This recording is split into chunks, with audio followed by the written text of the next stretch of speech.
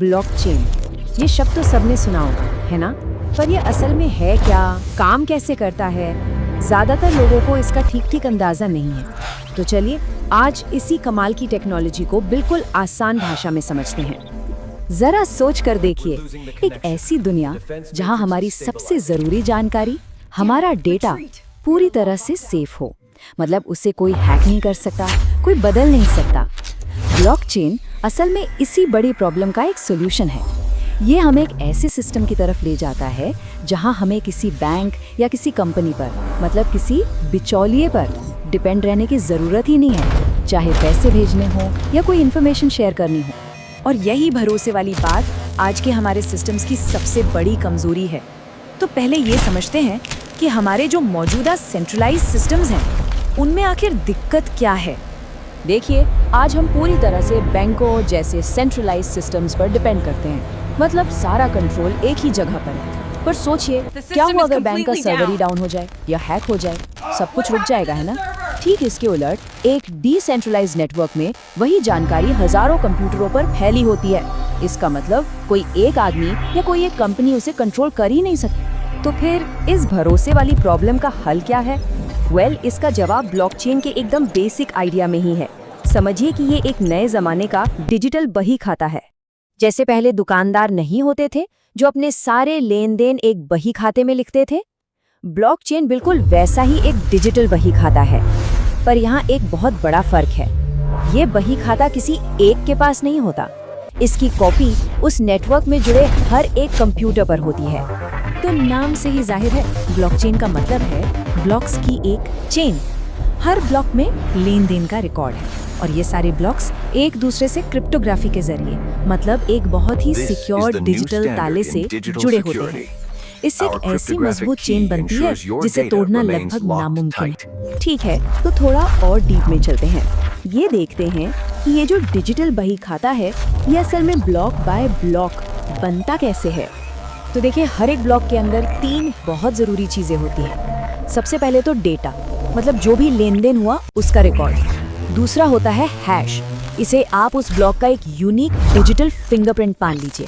और तीसरा, जो कि सबसे इम्पोर्टेंट है, वो है पिछले वाले ब्लॉक का हैश। और यही वो कड़ी है जो पूरी चेन को एक साथ जोड़कर रखती है। और बस इसी तरह हर नया ब्लॉक अपनी पिछले वाले से जुड़ता चला जाता है और ये चेन लंबी और लंबी होती जाती है। अच्छा, इस चेन का जो सबसे पहला ब्लॉक होता है ना, उसे जेनेसिस ब्लॉक कहते हैं। तो सबसे बड़ा सवाल ये है कि आखिर ऐसी क्या बात है जो इस चेन को इतना ज्यादा सिक्योर बनाती है, मतलब इसमें कोई छेड़छाड़ क्यों नहीं कर सकता। इसकी सिक्योरिटी की असल में 3 बड़ी वजह हैं। पहली, क्रिप्टोग्राफिक लिंक्स। सोचिए, अगर किसी ने बीच के किसी एक ब्लॉक का डेटा बदलने की कोशिश की तो क्या होगा? उसका हैश बदल जाएगा और जैसे ही हैश बदला, उसके आगे की पूरी चेन टूट जाएगी, मतलब धोखाधड़ी तुरंत पकड़ में आ जाएगी। दूसरी चीज है प्रूफ ऑफ वर्क। ये एक तरह की बहुत मुश्किल मैथ्स पजल है। नेटवर्क में नया ब्लॉक जोड़ने के लिए माइनर्स को ढेर सारी कंप्यूटिंग पावर लगाकर इस पजल को सॉल्व करना पड़ता है। ये इतना मुश्किल काम है कि कोई आसानी से हेरफेर कर ही नहीं सकता।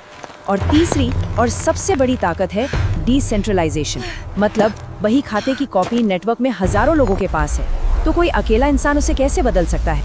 अच्छा, प्रूफ ऑफ वर्क कितना पावरफुल है इसका अंदाजा बिटकॉइन नेटवर्क से लगाइए।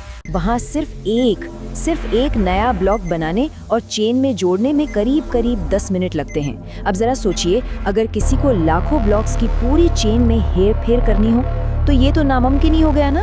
और क्योंकि ये डिसेंट्रलाइज्ड है, तो अगर कोई हैकर इसमें घपला करना भी चाहे तो उसे नेटवर्क के 51% से ज्यादा कंप्यूटर्स को एक साथ कंट्रोल करना पड़ेगा, जो कि आप समझ ही सकते हैं प्रैक्टिकली इम्पॉसिबल है। और यही बात इस टेक्नोलॉजी की असली खूबसूरती है, बहुमत की ताकत। जब नेटवर्क में ज्यादातर लोग कहते हैं कि ये बदलाव गलत है, तो सिस्टम उसे अपने आप रिजेक्ट कर देता है। यहाँ कोई एक बॉस नहीं है, बल्कि पूरी की पूरी कम्युनिटी ही इसकी गार्ड है। ठीक है, तो ब्लॉकचेन सिर्फ बिटकॉइन या क्रिप्टो तक ही नहीं है। चलिए अब देखते हैं कि ये टेक्नोलॉजी इससे कहीं आगे बढ़कर और कहां-कहां हमारी दुनिया बदल रही है। जैसा मैंने कहा, ब्लॉकचेन सिर्फ पैसों के लेन देन के लिए नहीं है, और यहीं से ये चीज सच में बहुत इंटरेस्टिंग हो जाती है। जरा सोचिए, सप्लाई चेन में किसी भी प्रोडक्ट को खेत से लेकर हमारे घर तक ट्रैक किया जा सकता है। इससे पता चलेगा कि चीज असली है या नकली। या फिर हेल्थ केयर में मरीजों के मेडिकल रिकॉर्ड्स को पूरी तरह से सेफ और प्राइवेट रखा जा सकता है। अरे यहाँ तक कि हमारे इलेक्शन सिस्टम को भी एकदम ट्रांसपेरेंट और धांधली प्रूफ बनाया जा सकता है। तो इन सब बातों का हमारे भविष्य के लिए क्या मतलब है? मतलब व्हाट्स द बिग पिक्चर? तो अगर हम सब कुछ समेटें तो ब्लॉकचेन हमें क्या देता है?